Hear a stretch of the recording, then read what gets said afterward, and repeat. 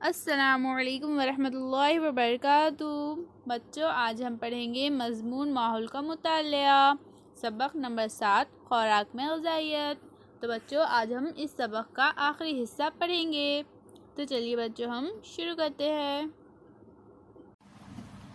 आज हम बच्चों मुख्तलिफ ज़ायक़ों का एहसास किस तरह से होता है देखेंगे।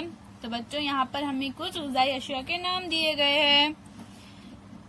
नंबर 1 पे कौन सी ग़िज़ाई अशिया है बच्चों? मिश्री, गुड़ का टुकड़ा। तो बच्चों, कैसा होता है गुड़ का टुकड़ा या मिश्री का जायका? मीठा होता है। तो यहाँ पर हम लिखेंगे मीठा। नंबर 2 पे है नमक।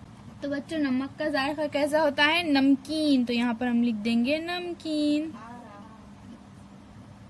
या खारा। नंबर 3 इमली या लीमू। इमली या लीमू कैसे होते हैं बच्चों? इमली का नाम सुनते ही हमारे मुंह में पानी आ जाता है, यानी इमली होती है खट्टी। तो यहाँ हम लिख देंगे खट्टा। नंबर 4 मेथी के बीज, करेले के टुकड़े। करेले के टुकड़े और मेथी के बीज कैसे होते हैं बच्चों? कड़वे। तो यहाँ हम लिख देंगे कड़वा। आमले के टुकड़े। आमले के टुकड़ों का बच्चों जायका तुर्श होता है। तो यहाँ हम लिख देंगे तुर्श। तो बच्चों, इन जायकों का पता हमें कैसे चलता है कि चीज खट्टी है, मीठी है या कड़वी है? हमें इसका पता जबान के जरिए चलता है। तो बच्चों, हमें जबान के जरिए इसका पता कैसे चलता है, ये देखने के लिए हमें एक मुशाहिदा करना होगा।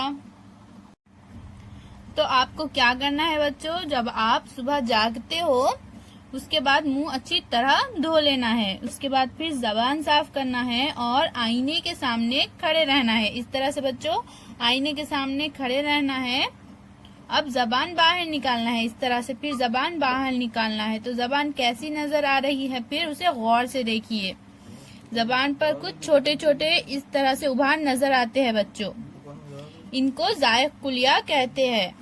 जायक कुलियों का मतलब है बच्चों जायका महसूस करने वाले कुलिया। इन जायक कुलियों की मदद से हम जायका पहचान सकते हैं। इनकी मदद से ही हमें पता चलता है बच्चों कि कोई अशिया खाने की मीठी है, कड़वी है या फिर तेज है, नमकीन है। इन जायक कुलियों की मदद से ही हमें उसका एहसास होता है बच्चों। अल्लाह हाफिज।